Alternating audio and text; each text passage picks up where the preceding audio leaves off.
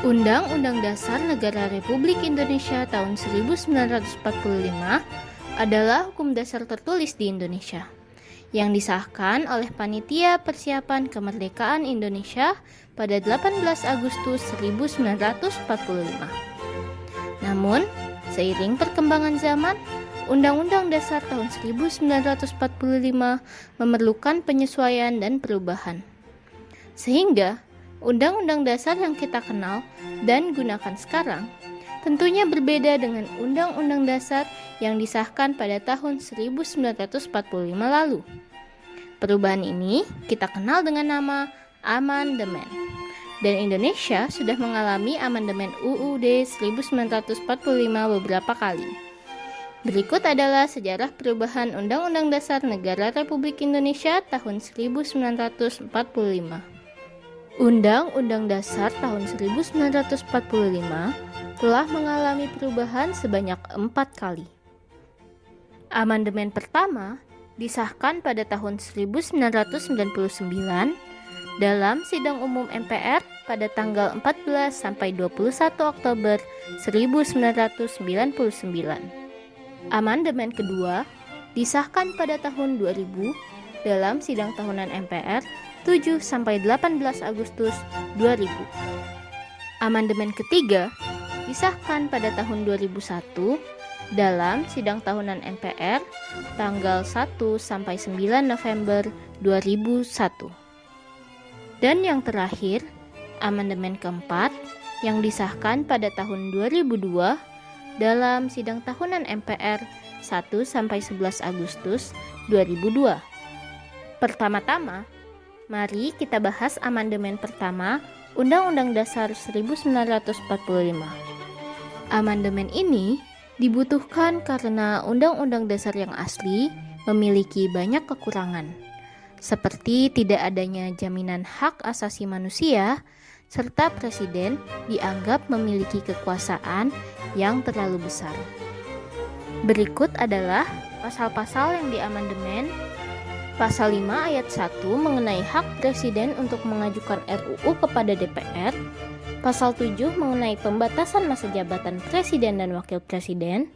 Pasal 9 ayat 1 dan 2 mengenai sumpah presiden dan wakil presiden. Pasal 13 ayat 2 dan 3 mengenai pengangkatan dan penempatan duta. Pasal 14 ayat 1 mengenai pemberian gerasi dan rehabilitasi. Pasal 14 ayat 2 mengenai pemberian amnesti dan abolisi. Pasal 15 mengenai pemberian gelar, tanda jasa, dan kehormatan lain. Pasal 17 ayat 2 dan 3 mengenai pengangkatan menteri. Pasal 20 ayat 1 sampai 4 mengenai Dewan Perwakilan Rakyat. Lalu pasal 21 mengenai hak DPR untuk mengajukan rancangan undang-undang. Dan berikut adalah salah satu contoh perbandingan sebelum dan sesudah amandemen. Selanjutnya, amandemen kedua Undang-Undang Dasar 1945. Amandemen ini dibutuhkan karena beberapa pasal dinilai multitafsir. Kekuasaan di beberapa lembaga seperti MPR terlalu besar dan ketiadaan otonomi daerah. Berikut adalah pasal-pasal yang diamandemen, yaitu Bab 6 mengenai pemerintah daerah, Bab 7 mengenai Dewan Perwakilan Rakyat, Bab 9A mengenai wilayah negara, Bab 10 mengenai warga negara dan penduduk, Bab 10A mengenai hak asasi manusia, Bab 12 mengenai pertahanan dan keamanan, Bab 15 mengenai bendera, bahasa, lambang negara, serta lagu kebangsaan. Dan berikut adalah salah satu contoh perbandingan sebelum dan sesudah amandemen. Selanjutnya, amandemen ketiga Undang-Undang Dasar 1945. Amandemen ini ada karena inkonsistensi penjabaran sejumlah pasal, kerancuan sistem pemerintahan dan ketatanegaraan, dan ketiadaan budaya taat berkonstitusi. Berikut adalah pasal-pasal yang diamandemen, yaitu Bab 1 mengenai bentuk dan kedaulatan, Bab 2 mengenai MPR, Bab 3 mengenai kekuasaan pemerintahan negara. Bab 5 mengenai Kementerian Negara. Bab 7A mengenai DPR. Bab 7B mengenai pemilihan umum. Dan bab 8A mengenai BPK. Dan berikut adalah salah satu contoh perbandingan sebelum dan sesudah amandemen. Yang terakhir, amandemen terbaru yaitu amandemen keempat Undang-Undang Dasar 1945. Amandemen ini dilatar belakangi oleh perlunya sistem ketatanegaraan yang lebih demokratis, perluasan jaminan hak asasi manusia, desentralisasi, dan penguatan peran parlemen dalam hal mewujudkan fungsinya sebagai perwakilan rakyat.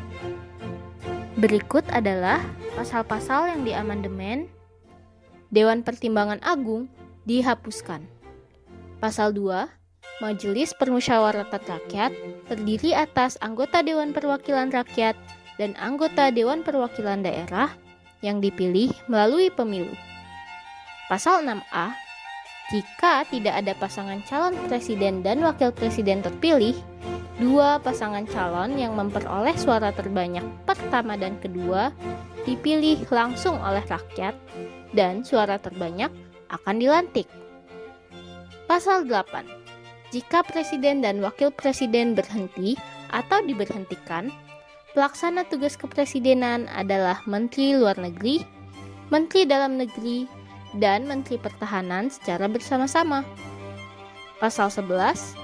Presiden dengan persetujuan DPR menyatakan perang, membuat perdamaian, dan perjanjian internasional. Pasal 16. Presiden membentuk Dewan Pertimbangan. Pasal 23B, harga mata uang dan macamnya ditetapkan undang-undang. Pasal 23D, negara memiliki bank sentral. Pasal 24, badan-badan yang fungsinya berkaitan dengan kekuasaan kehakiman diatur undang-undang.